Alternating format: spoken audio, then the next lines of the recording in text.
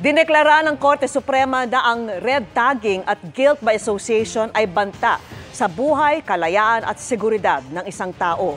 Kaya sa ruling ng Supreme Court and Bank, sinabing ang red tagging daw ay maaring maging basehan ng paglalabas ng writ of amparo. Binigyang diin ng Korte Suprema na ang mga nire-red tag ay nagiging biktima ng pagmamanman, panghaharas at sa ilang pagkakataon, pinapatay pa.